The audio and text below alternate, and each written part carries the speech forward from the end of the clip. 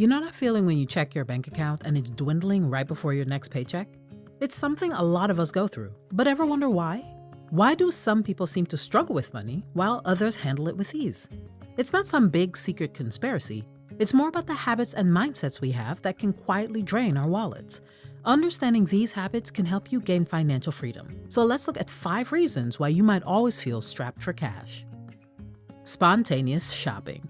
Even with inflation and supply chain issues, retail spending is going up. According to a recent survey by Slick Deals and OnePoll, 3 out of 4 admit that most of their purchases are spur-of-the-moment decisions. So yeah, while inflation is hitting essential stuff, people are still splurging on impulsive buys. The average person is tossing out about $314 every month on impulse purchases. That's up from $276 just last year and way higher than the $183 we were at in 2020. Spending on impulse on certain things like clothes, groceries, gadgets, and household stuff are what drives that behavior.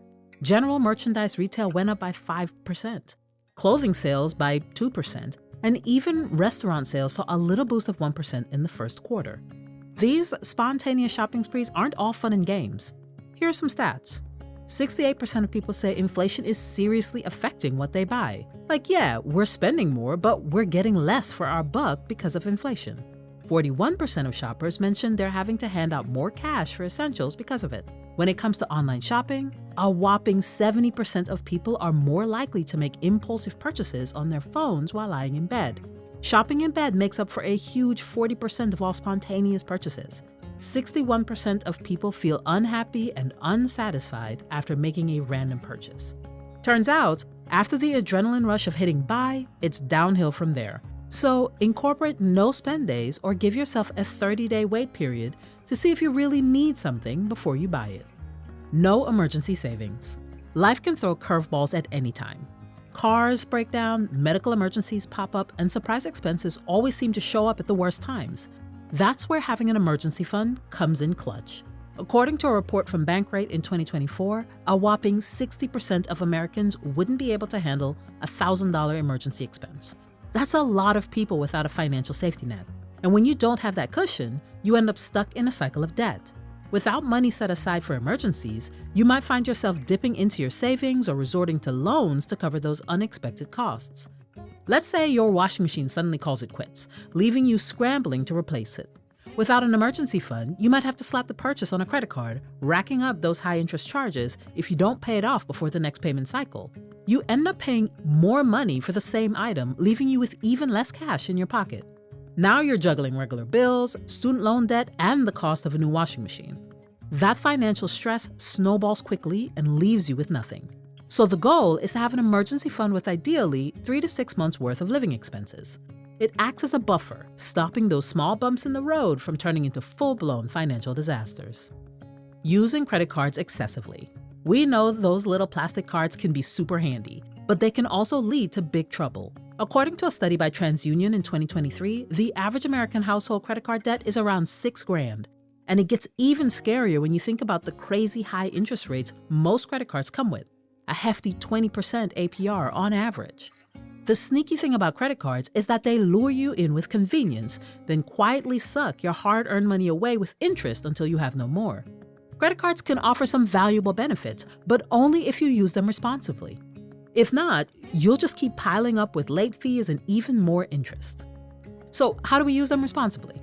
First, if you're currently carrying any credit card debt, pay that off aggressively. This should become a priority. With cards carrying interest rates in the 20s, simply paying off the debt gives you a 20% rate of return. Next, only pay for things on the card that you can immediately pay off in cash and schedule automatic payments. Build the good money habit of living below your means. If you can't pay for it in cash, then you can't pay for it with a card. It's as simple as that. Not using a budget. Think of a budget as your plan to financial stability. It's what helps you keep tabs on your income and expenses, pinpoint areas where you can trim down, and make sure your spending matches up with your financial goals. Without a budget, you're basically flying blind with your money. You have no clue where it's going or what it's being spent on. And the lack of awareness makes it super tough to make smart financial choices. And if you're not making smart financial choices, you're probably making dumb ones. And that's a fast route to not having money. Sure, Budgeting might not be the most exciting thing in the world, but being broke is way less fun, not to mention stressful and tough to deal with. All you have to do is figure out what you need to spend your money on each month: rent, groceries, phone bills, you name it. Then, tally up how much money you've got coming in, subtract those regular payments, and you've got your disposable income. If you're still struggling to figure out where your money's going, try keeping a spending diary. Jot down every single thing you spend and you'll start to notice patterns and figure out where you can cut back. Otherwise, you might think you've got cash to spare when really, you're in the red.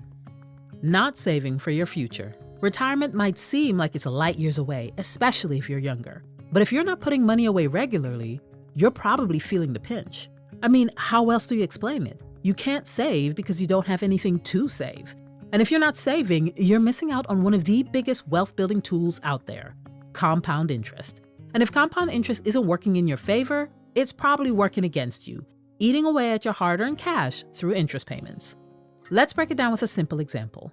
Say you start socking away $200 a month for retirement at 25, with an average annual return of 7%.